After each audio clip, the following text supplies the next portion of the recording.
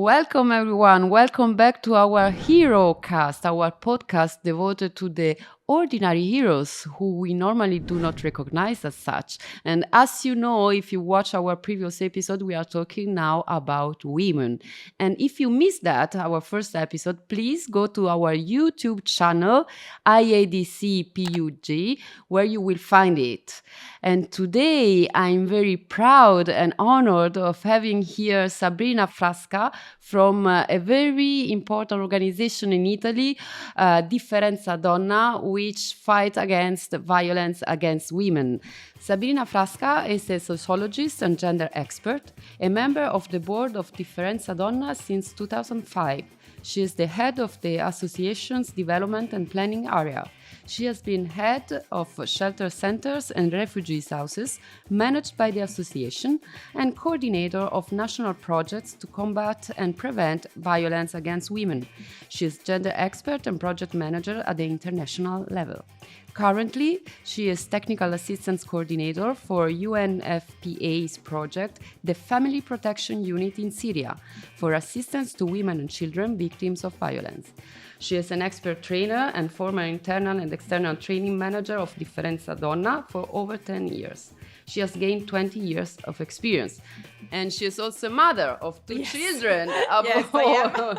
On the top of that. Yes. So welcome, Sabrina. Thank you for being with us. Thank you, Alessandra, for inviting us. It's a pleasure to be here. Yes. So I was mentioning that we started last time talking about Wonder Woman and saying how many women need to be superheroes without having so magic powers, but they still are supposed to do much to be to have a good career, to be mothers, to be good wives. So we will talk about that. Yes. And today, sitting together with us, there is this other hero who is the Invisible Woman, one of the Fantastic Four. So, and a hero who works together with men, surrounded by men. And her power is to be invisible. So I would start from this point, from this invisibility, because in your important association, Differenza Donna, you deal with this, with women who are normally invisible to others. And if I may use this image, you give them space to become visible, not only to the others, but to themselves. Can you tell us something more about your work in the association? Yes, of course. It's very interesting, this concept of invisibility, because you said right, women are invisible culturally. They are destined to invisibility from this culture, and so even their knowledge, their experience, their excellence is invisible in this culture, and our effort is to bring to visibility women knowledge, women experience, women excellence. On the other side, when we speak about violence, violence in our culture is invisible because it's normalized.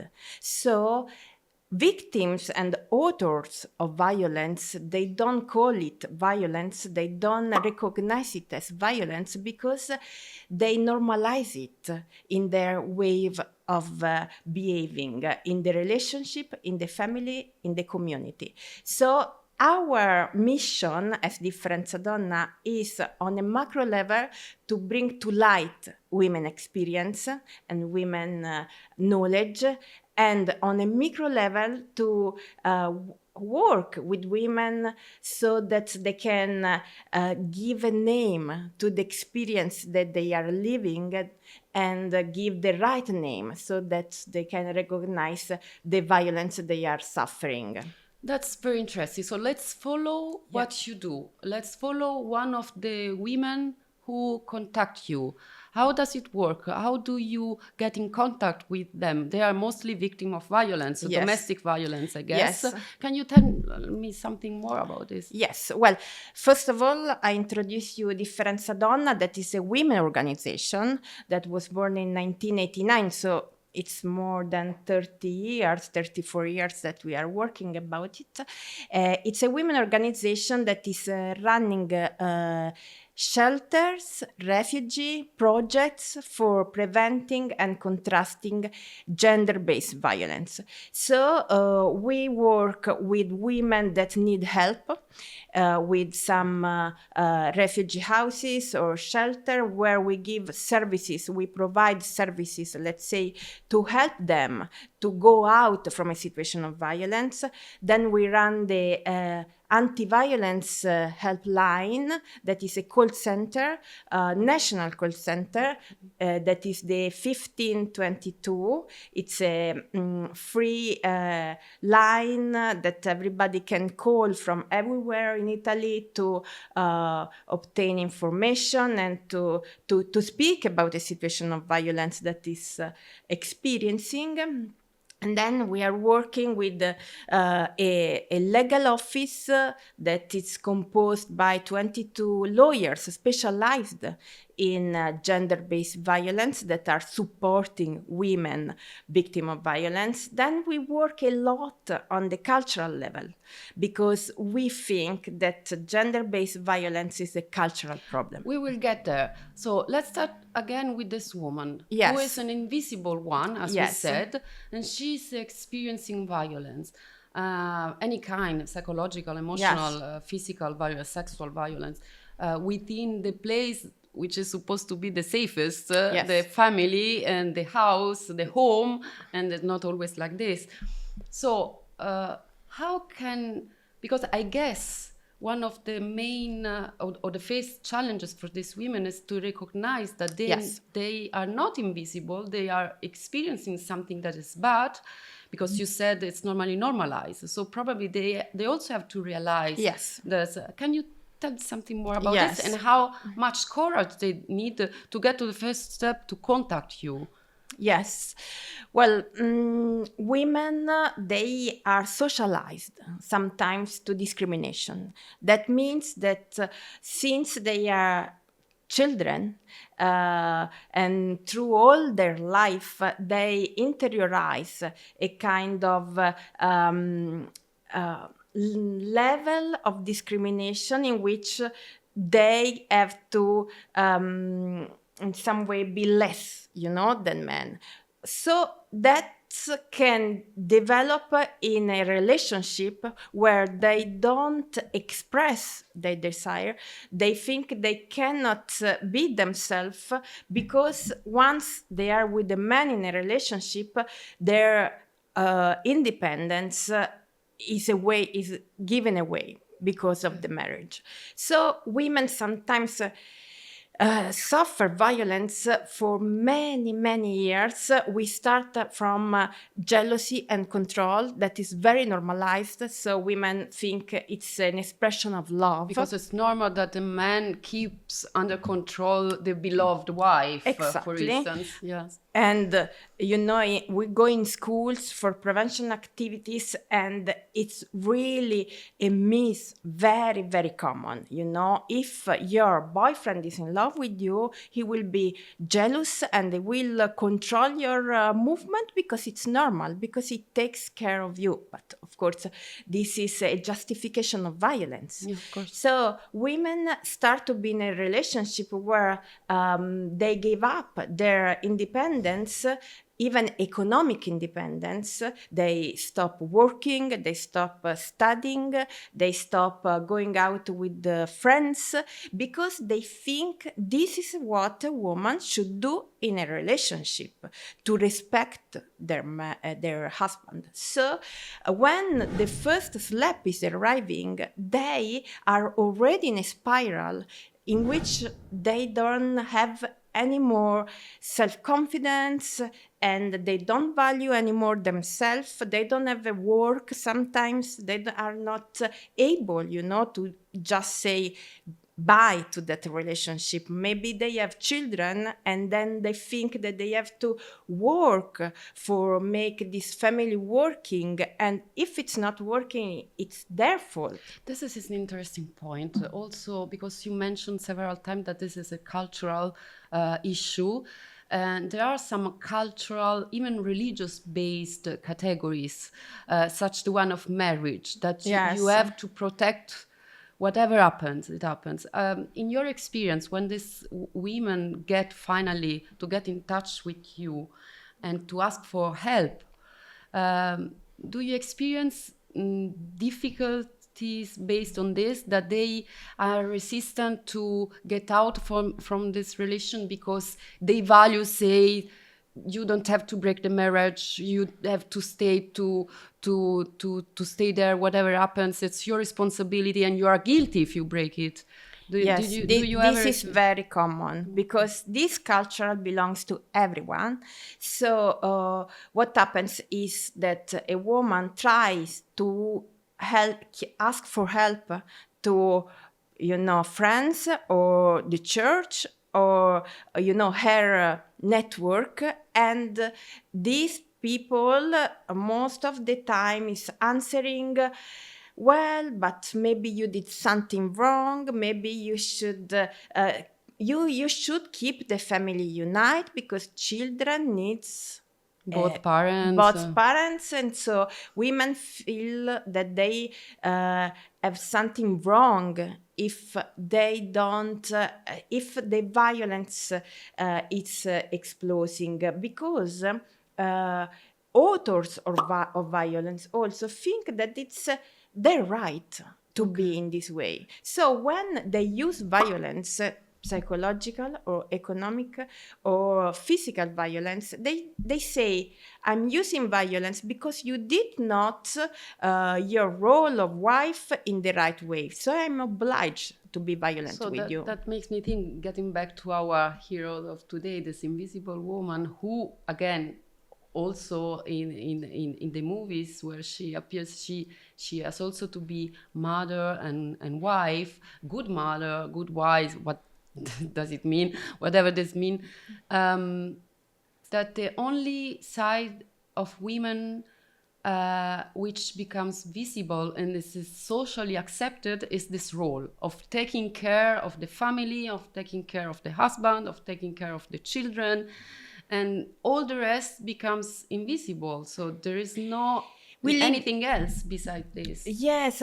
Well, we live in a culture in which gender stereotypes are still very, very deeply inside, so it means that according to these gender stereotypes, women first of all need to be mother and to be, the angel of the house, and if they want to do more something else, they can, but the first mission is that one. And women are the first sometimes that feel that this is their role, and so they are the first doing a step back, because they think that anyway it's more important to be mother and angel of this marriage than their freedom and respect.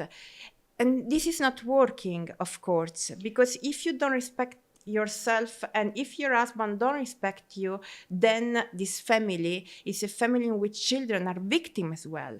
They are victim of indirect violence, so they will be witness of violence, and they will grow up with the big psychological damages. So we say, and thinking that this is normal. Thinking that this is normal, are the roles in a family, so women should be in that way, and women shouldn't be independent, and their word is not valuable as the one of a man. So, I mean, we always say to women that the best example that they can do for their children is to free from violence, because this is the best example to protect them, not try to make things working that they will never work, because author of violence, they don't want to change. I mean, this is a privilege to be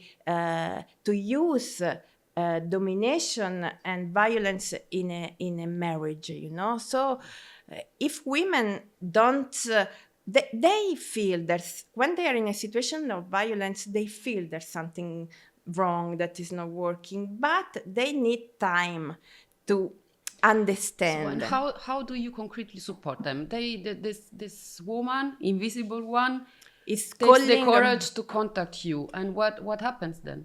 Well, first she contacts maybe the anti-violence line, and so we give her first a framework, a legal framework, so which are her rights, legal rights, because unfortunately in Italy we have quite good laws protecting women. Then they are not working sometimes because people are not applying the laws in the right and way. this again, I guess, a cultural issue. Because it's a cultural it's issue. within our mentality, so Yes, it's difficult exactly. to apply them. Police officer, judges, everybody, you can have the best laws, but then if the judge is full of stereotypes, then he will not apply the right law. So anyway, we give her some general information, and we do an analysis with her about the situation, helping her in recognizing what she's living, making it visible, making it visible, and speaking with her about what she had been normalizing until that moment, because all the calls we receive are from women that they say, I don't know, he is checking my phone 20 times per day. He's calling me every minute. He wants to know what I'm doing. He's saying to me terrible things. I don't know. This is normal. And we say, no, this is violence.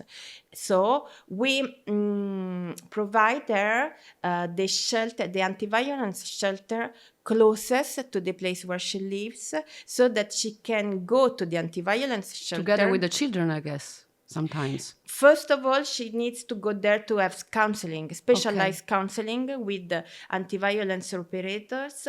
And these operators will provide different counseling to help her to start this, awareness path. And when she will be ready, then she will leave the house. She will report the violence if she wants.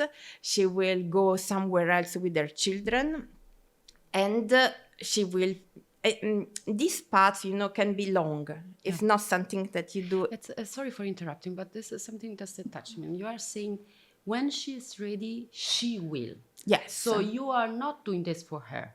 You are helping her to become independent in taking her own decisions and taking the necessary steps. Yes, totally. This is very interesting. So again, it's not some institutional intervention to say, yeah, now you can do this. We allow you to this. It's more the opposite. Becoming aware and taking your own self-determination.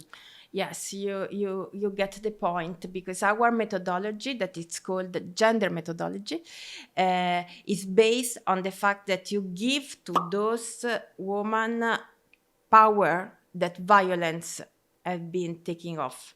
So you empower her so that she can regain power on her life, because violence is doing this, is taking away your agency. Yeah. So operators with this counseling are supporting women and trying to empower her with information, with legal counseling and support, with a new educational training or work, helping her in, starting a new life if she wants, according to her desire, to her situation, because also... Which sounds to be the first time for a woman who has experienced this kind of violence to have the possibility to decide by her own. Exactly. So it's really a new life, a new way of thinking of the life. Exactly. Do you have any data? So because I guess our viewers could think, yes, but how many could experience such a bad thing? There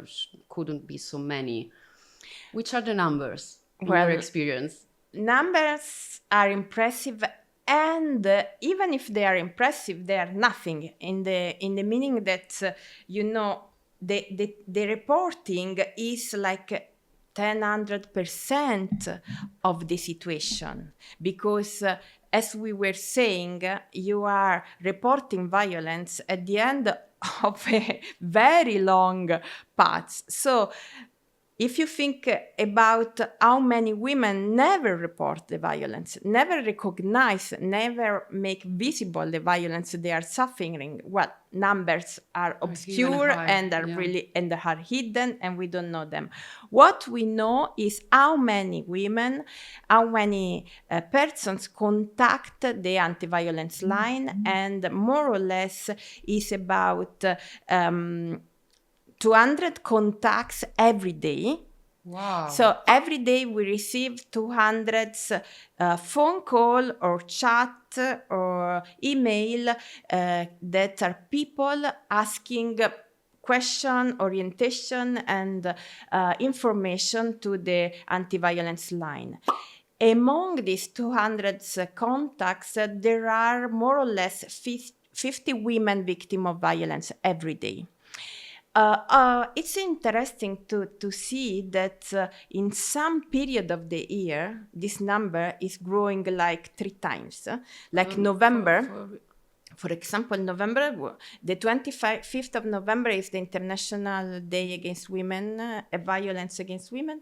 And so, all the media are speaking about that. All the media, like TG News, or there are events organized, and some people listen about that and call a lot more to ask information. So do you mean there are more contacts, not because the cases are increasing, but because more people become aware of this? Yes, because there is more talk about this. But there's more talk and some more awareness, and some more women call asking for help. So this is a very interesting point, because someone could think that this is a job only for those who are in the field. So the experts who, like you in your association Differenza Donna, provide help for these women. But how important is that around the women there is a context who is aware of this and that can recognize, that can see this invisibility.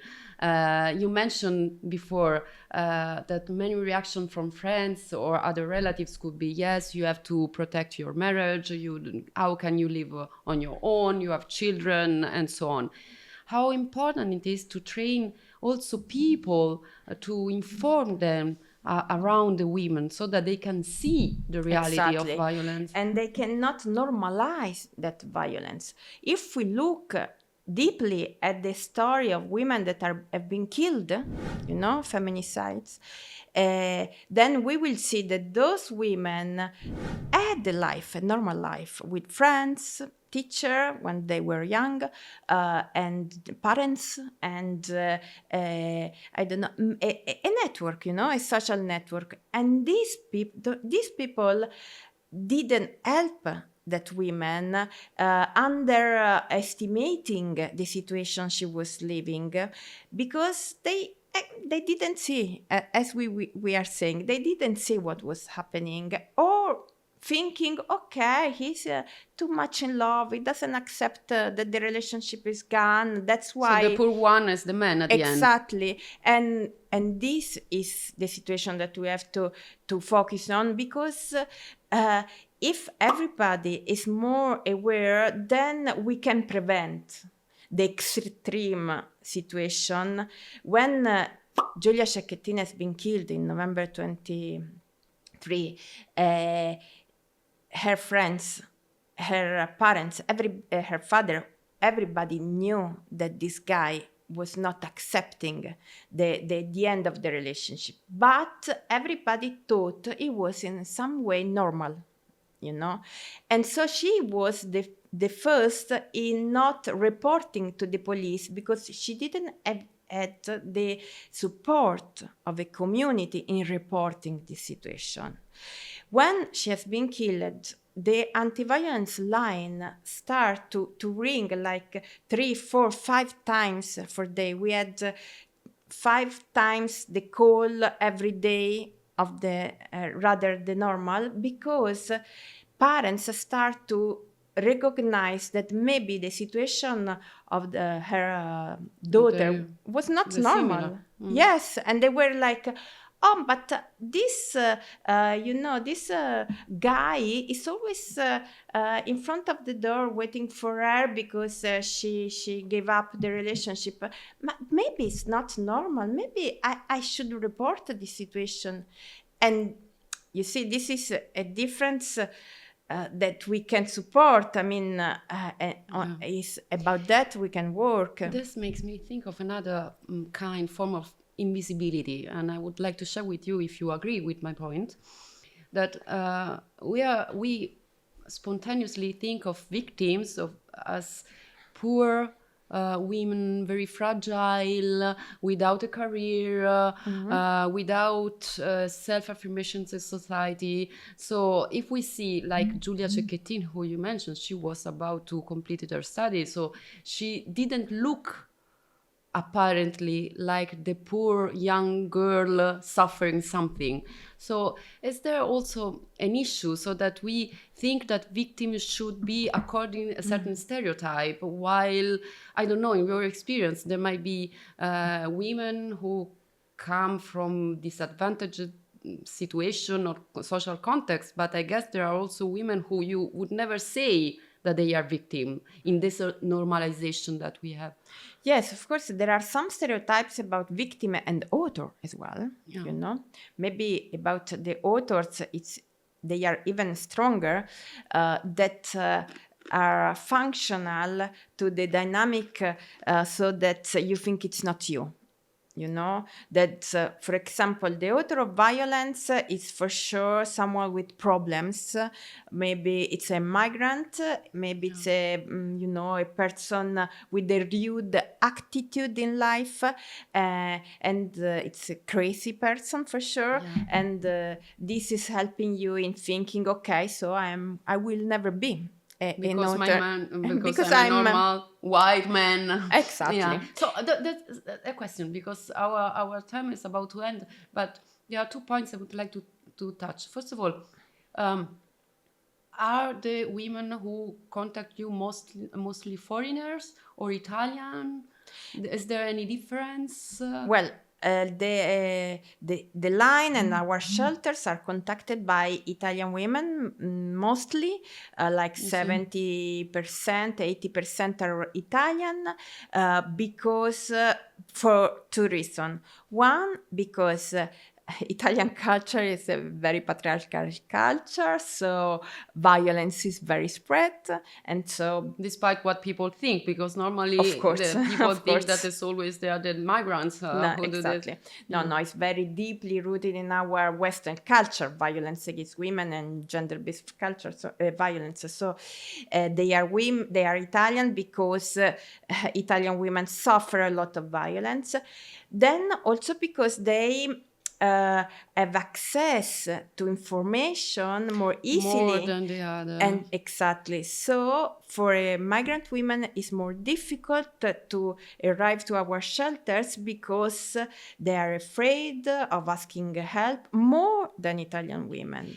About this, a very last point, because you mentioned that somehow it's more difficult for foreigners to be aware of the possibility you are offering. Do you ever feel invisible in the work you do? Well, a lot of time, even if time are changing, and so this issue is always more visible, in my work life, sometimes I feel like we always say the same things and nobody's listening. Like I'm working in this field since 20 years. I was at the university when I started. And sometimes I feel like I'm saying the same things in 20 years and never changed. Believe me, I do understand. But then I look behind and I realize that it's not like that. I mean, in Italy, we gained a lot of norms and laws that are really good, and also financial efforts to support shelters. Yes. In Italy, also thanks to the pressure that the civil society did. So this is the point, the pressure of the civil society, how important it is that it becomes visible to everyone, that this is not an issue only for specialists or for experts, but has to do with our own way of looking at things, Yes. at relationships, and this stereotyped roles we have to get rid of. Yes. So it's about everybody. We always say that gender-based violence against women, it's an issue that is regarding everybody, every professionality, every sensibility, because it stands in the capacity of say, no, this is not allowed to your friend when he's using a sexist language. It's about a class in which students say, no, this is a sexist way to, to speak to our colleagues. It's about academy, when there's women knowledge that is invisible. It's about politics. School. Politics. It's about everything. So it's an effort we share in the whole society. It's a responsibility for everyone, also for our viewers, who we hope to support in their efforts to contribute to a society where there is less space for violence, gender-based violence, and where women can really become visible in the whole complexity of the role in the society, getting rid from stereotypes that are fostering forms of violence you fight against. And I'm really happy for the conversation that we have had. We have learned much, and there is much more to talk about. Yes. So thank you for sharing your experience with us, and thank you, first of all, for the work you do, which is precious. And I hope really this is also a way to make people aware that there is the possibility to get rid, to get out from violent situation, and there are good people, good women yes, committed to this. So I would say cheers at this point, although you only drink water, but you see, okay. I always have my nice glass of wine with me. So thank you, Sabrina, for being with us, and keep following us for the next episode, and cheers.